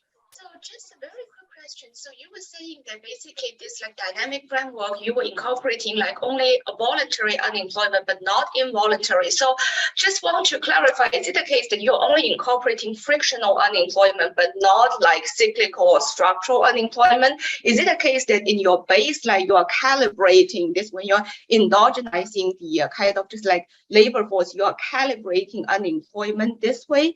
And then for this labor leisure substitution that you have in the model, is it that you are putting maybe a search and matching mechanism in there, or it's another like unemployment serial? So, and then finally, I just want to kind of know for this like unemployment, are you is it like national unemployment, or you are calibrated to like the sectoral level? Just some clarifying questions here. Okay, so we use the unemployment rate of the Philippine Statistics Authority to account for the unemployment at that time, which is 2012. Okay. So to clarify, you're right that we don't consider involuntary unemployment because we assume that it is just passing in a long-term scenario that everyone would be employed, just as in a general equilibrium framework. So that's it. Okay. All right, thank you. Yeah, because I mean, for this like unemployment statistics in Philippines, I'm not like familiar with that, but I was thinking that if you are putting it in the baseline, then I mean that unemployment rate might account for other type of unemployment. But yeah, that's just like my 2 cents here. But yeah, we could definitely further discuss. But that's like really great work. Thank you. Thank you, John. Thank you, Deborah. I mean, a round of applause for Deborah. We need to move to our next presentation, and we are on time. So our next presenter is Donal Smith from OECD, and he will present his joint work with Przemysław Kowalski and Frank von Tongeren. I mean, on macroeconomic and trade impacts of restriction in cross-border labor mobility. So another migration paper, nice. And I mean, I really found it interesting, the idea of linking a global macroeconomic model with the OECD's metro model. So floor is yours, Donald. Thank you very much. And I'll just begin to share my screen.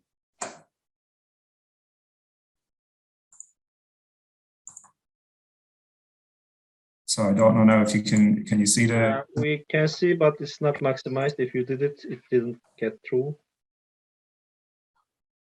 Yes, now we can see it. Perfect. Okay, very good. So thank you for the introduction. So you've mentioned this piece, so I'll move on to the next slide.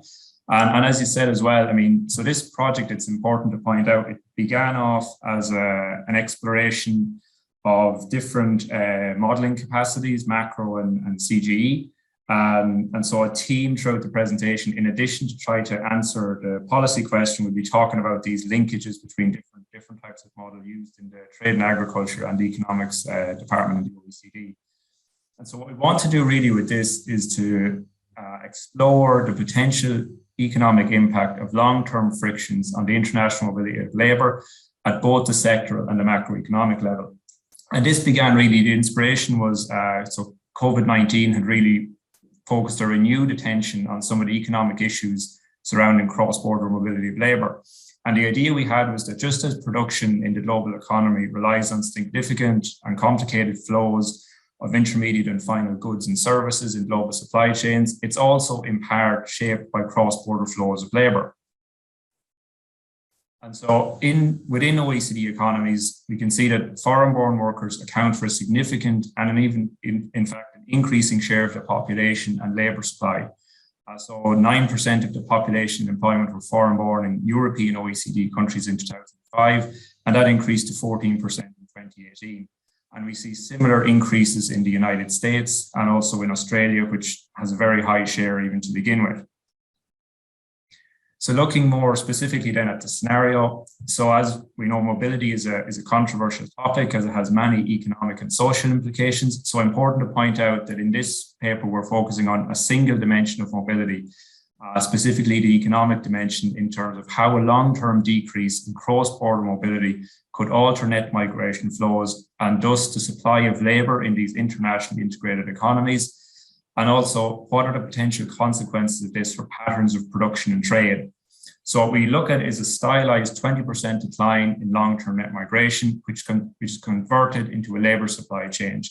Now, this shock is necessarily stylized as there's considerable uncertainty surrounding the long-term impact of something like the pandemic on mobility. So this was after discussions with our labour market specialists within the OECD, and they said, well, the data is quite tricky at the best of times, and with COVID, it's quite hard to predict exactly what would happen. So a general scenario is probably a bit more useful.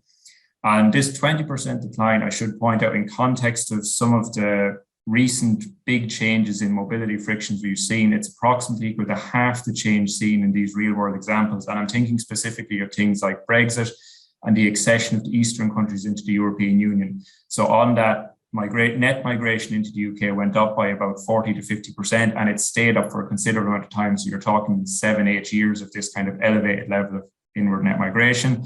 And then after Brexit, it fell by about the same amount for a prolonged period of time. So it's some grounding in the real world. And then, so in doing this analysis, we seek to address a topical and relevant question with a tool that allows us to see the differentiated impacts at the sectoral level. So our scenario is global, it can be calibrated for individual countries and regions. We try to employ the latest international migration statistics, and I'll talk a little bit more about that in the next few slides. And then we have it differentiated by skill type. And where this fits in the broader literature, as when we think about economic impacts of migration, people automatically think of Card and Kruger and Miami boat lift and all that, all those issues. This is a little bit different. So we're fitting into the general equilibrium impacts of migration and mobility shocks. And these tend to be generic scenarios, as we're doing. And the OECD itself has used this tool in the past. So for the 2016 paper about Brexit, it employed a 23%, 34%, and 67% cut in net migration. The IMF have a very interesting paper from 2020, where they project global net migration flows as a function of geopolitical, cultural barriers, conflicts, and climate change. And then the Deutsche Bundesbank in 2017 had a study of the refugee influx, where they assumed that refugees equal in number to about 1% of the native German population migrated to Germany and stayed long term. So we're very much fitting in with this line of literature.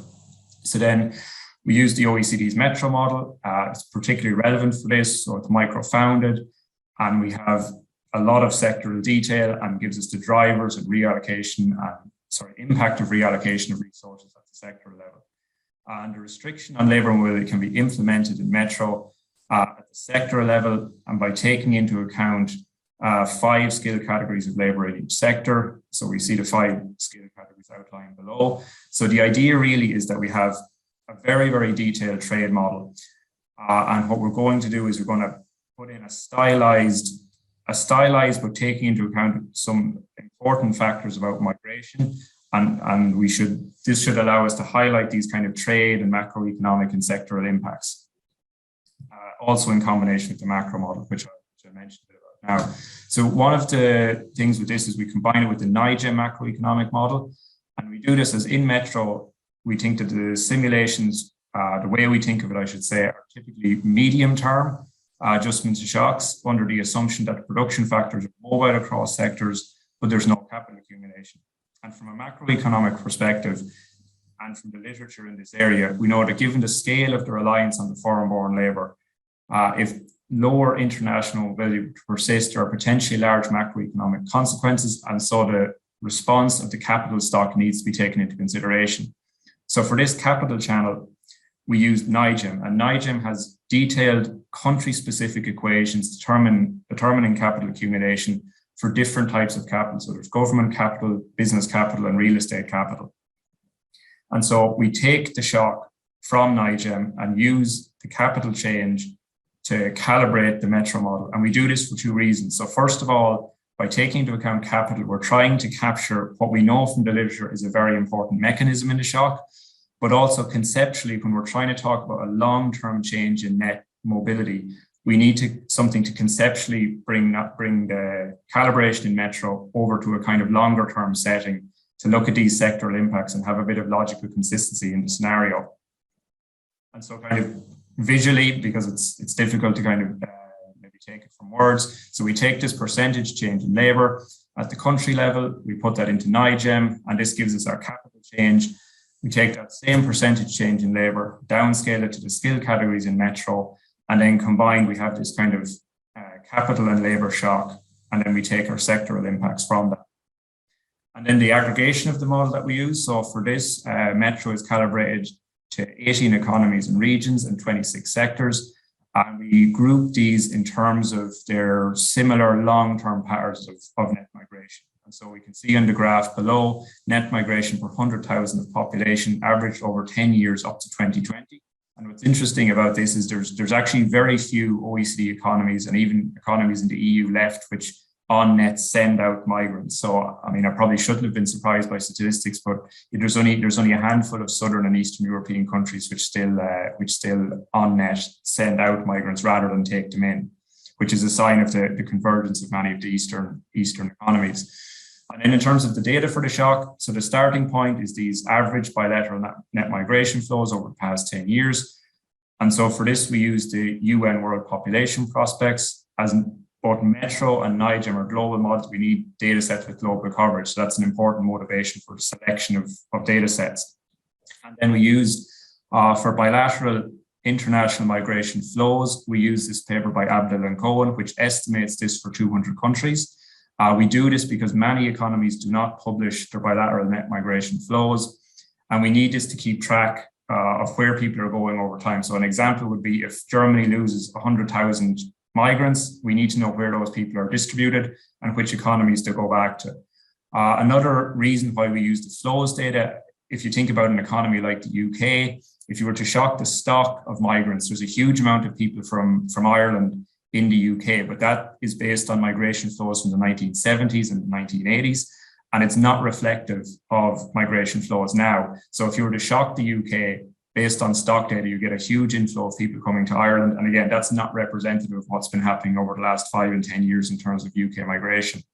We do some standard adjustments then, so we adjust for the participation rate and the age profile, as migrant employment rates have considerable variation across OECD, even OECD economies. So it's about 80% in New Zealand and falls down to about 51% in Turkey. And this is taken from the OECD's migration outlook. And then for downscaling that labor shock into the skill categories, it's like the second presentation that we had. So we use this GMIG2 database, which quantifies the proportion of migrant labor defined as foreign-born in each skill category and in each economy. So we get this kind of idea of the reliance of each sector on each type of labor and then on migrant labor. So results then, so it's overall, it's the OECD economies that would suffer the most economically for this decrease in mobility of labor. And this shock would shift activity away from OECD economies towards non-OECD economies. And this is because the decline in mobility translates into a reduction in labor supply, and we see an increase in wages and an undermining of competitiveness. And we can see that Canada, Germany, Norway, Switzerland, Australia heavily impacted. And we see the results on the blue bar for labor and on the green bar for labor and capital. So we can see that the capital channel not only amplifies the shock, but it also affects the ranking. So the UK is more affected when we take capital into account, more affected than the US, and then the reverse is true when it's just labor. And then looking at the kind of mechanisms, so the mobility reduction results in an increase in the wage across the economies, which are net recipients of mobile labor, those economies which are accumulating additional labor over time for these international flows, and a fall in wages in economies which are net senders. So the labor force contraction gives rise, the labor force contraction and the rise in wages suppress output. And this increase in wage rates contributes to a rise in inflation. This is very topical. There was an interesting presentation by the Bank of England, which blamed a lot of the inflation that they're witnessing on a huge reduction, a 1% decline in the labor force as a result of long COVID in the population. So the fall in employment and rising inflation lead to a fall in exports and consumption, and then firms cut back in investment. Then the central bank also cuts the interest rate, which stimulates consumption, with this effect coming out of the macro model and impacting then on the long-term capital stock, which we put into Metro. And over the longer term, the reduction in labour impacts the economy's potential output, with the highly impacted economies of Australia, Germany and Canada having a fall in potential output in and around 0.5 percentage point. So the results then at the sector level, so it's the labour-intensive manufacturing sectors within OECD economies that would experience the greatest contraction in exports of all sectors. And globally, this would be things like automobiles, electronics, and pharmaceuticals being among the most affected. And just to explain the ranking, so what we wanted to get a sense of with this graph is the global realignment. As when we run the scenario, there are a lot of small sectors in economies which don't trade very much and which have a big movement. We didn't really want to represent that. What we wanted to see was, of the sectors which account for the largest share of global exports, global trade, which one of those have the largest movements, which is why we see things like German automobiles, electronics in Germany, machinery having the biggest decline. So it can be thought of, I said, as a ranking, because again, we're working with a generic shock, so probably more interesting to think in terms of a ranking of sectors. Then in conclusion then, so the results, as I said, it showed that the OECD countries, the majority of whom gain additional labour and have been doing that for quite a long time from these international mobility flows, they're the ones who would suffer the most economically from a prolonged reduction in global mobility of labour. And so there's an economic expansion in many of the non-OECD economies where this additional labour, and again, we're talking about longer term results, increases potential output and competitiveness. And in both models, there's a rise in wages and a deterioration in competitiveness and exports from this change within the economies losing labour.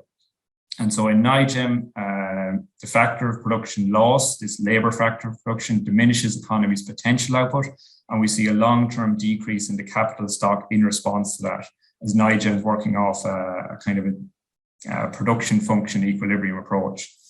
So at the sectoral level then, the reduction in exports, as I said, is most consequential among manufacturing sectors concentrated in the OECD economies. And then a quick word before I finish on this joint modelling.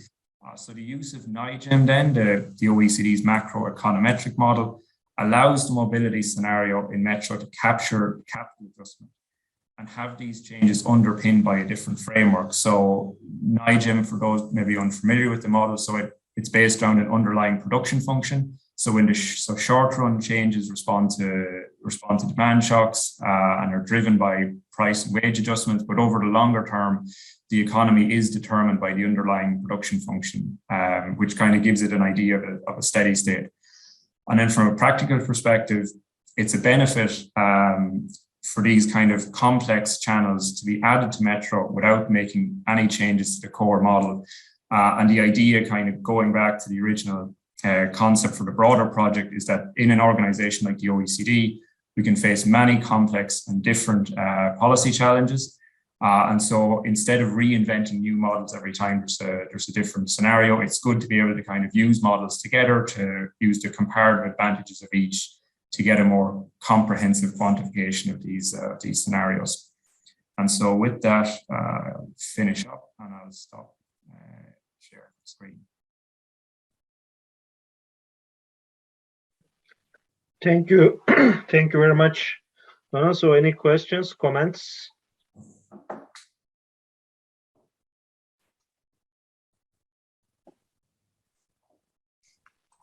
If not, I can again start with the icebreaker. So you showed us the impacts, I mean, the aggregate impacts, but I believe, I mean, it has two components. One is on the supply side because you are losing labor, but the other one is also you are losing demand, right? Because now you have less labor. Is it possible to, because this is a question I had in mind for a long time. I mean, migrants are not only workers, but they are also consumers. I mean, is there a way to see these two aspects of the same coin? Yeah, there isn't a result. So an interesting one in the results is that you can see like a geographical difference in the impact among countries.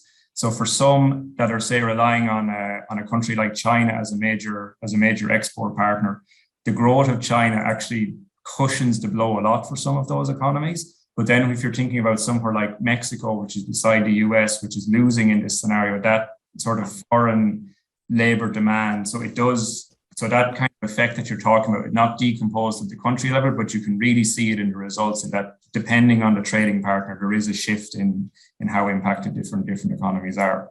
Okay, perfect. Thank you. So Wolfgang? Yeah, thanks. Very interesting. I would like to come back to your last point where you talked basically about this link between a macro model and the CGE. I mean, the challenge in this model linkage is overlapping endogenous variables, right? Yeah. So, because that's then where the consistency problem might arise. Is there such a problem here between NIGEM and the CGE? So that's a question I could probably take about 15 or 20 minutes on, but I won't. So I'll keep it short. So specifically narrowing in on exactly what the link we make is in this paper is that we're looking at the investment channel. And so investment indeed in Metro does change in this scenario, and it does go down. So you've got two models, a macro model and a CG model where investment falls. However, the reason that it falls is very different in the two models. So the reason that it falls in Metro, as we know, is there's a savings and investment balance, and so it's depending on the closure, it'll go down to kind of equalize that off. The reason that it's changing in NIGEM is completely different. So NIGEM, as I said, it's this kind of production function based equilibrium model. Now, the reason that it's production function based is that people who use these large-scale policy macroeconometric models some time ago, they wanted to introduce a concept of equilibrium to kind of get around some of the critiques of the model. So many of the modern macroeconometric models have this underlying production function just to get a concept of an equilibrium. So in NIGEM, capital is changing in response to this labor reduction. So there's a rebalancing in the production function over time. And that's what's driving the change in the investment. The capital stock change underlying drives the change in investment. So it's a completely different mechanic. So with this scenario, I'm confident I'm not over-counting or double counting because the mechanisms are so completely different. And so as I said, they're kind of going in the same direction for some countries. And so you're pinning in something completely different onto the Metro model. But you're right, it's not immediately obvious straight away when you're looking at the models that that's what you're doing, because you look at both and they both have investment and they both have capital. So you think the same thing is going on, but no, it's a very different mechanism. Now, as I said, within the OECD, we should have another paper out on broader comparison between these two modeling approaches in a couple of weeks. But for this scenario, I think hopefully that'll answer your question to keep it kind of specific. Okay, if you don't mind, I'll first ask others. No, for sure. If not, we can take your follow-up question. So yeah, please welcome. A very quick one. I mean, I was just wondering, I presume both models predict something like total output or GDP. So how well do those two basically fit together if you introduce the shock into both? So I didn't put that one up on the slide, but no, from the analysis, there's not huge differences, not differences that would be worrisome to have in the paper, in that insofar as the GDP impact from both and even the exports and imports impact is within a similar bound. It's just that you're pulling on different mechanisms, and so one thing is what we're putting in that capital stock into Metro, and so one thing that is actually quite important for that is the reaction of monetary policy, because that changes the user cost of capital. But we have that within NIGEM from the kind of central bank perspective, so that those kind of things do shift things around. And I think maybe for one or two we get a different reaction of the exchange rate. But that's again down to the fact that you've got financial markets in one and not in the other. So there are some differences. So in the paper, what we tried to present were the parts of the results which are the most interesting. And as I said, there'll be another OECD paper in a few weeks, hopefully, on these kind of more in-depth differences. So this was more a kind of a policy example of how linking models can be useful, because it's more about trying to select kind of carefully where the weaknesses are and where you can cover it without cutting across mechanisms too kind of brazenly. So for this paper, it's about kind of being very careful of where we calibrate it and how we use it rather than just kind of linking it like that. So we did put a bit of thought into it. I mean, just to add, I mean, my experience from the bank, I mean, we also have a macrostructural model. I mean, if the shock is simple, they generally go along because, I mean, the mechanisms are very different, but they're not exaggerated with very simple shock. But if you try to do some fancy things, then things get complicated. I mean, that's my experience between a macrostructural model, focusing short-term adjustments, and the CG model, which is, I mean, more medium to long-term. So, any other questions for Donal? All right. If not, and if Deborah is still online, first, of course, I should close Donal's presentation. Thank you very much, Donal. A round of applause. And Deborah, I mean, Wolfgang also raised a question, and sorry, Erwin, I didn't catch this important question in your among your comments. So if you can answer, I mean, the question is basically, if you are fixing a price in a CG model, something else needs to be endogenous, right? I mean, something that was fixed should be endogenous, or you should have added an endogenous variable. So the question is, I mean, what is this variable that you added or made endogenous when you fix the wages for minimum wage simulations? We have the slack variable. We created a slack variable that is the difference between the factor demand price and the factor supply price. And when we fix the minimum wage part, then this slack variable becomes endogenous. And we also assumed fixed labor endowment for our static model.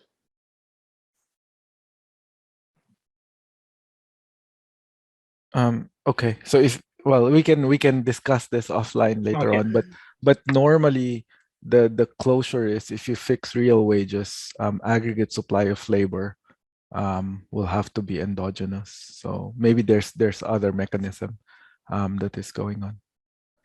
No, my understanding was, like Wolfgang suggested, that I mean the migration is endogenous, so it doesn't seem so. All right.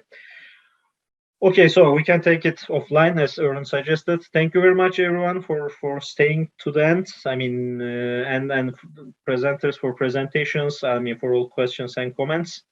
So a round of applause for all of us, and see you around. Thank you very much.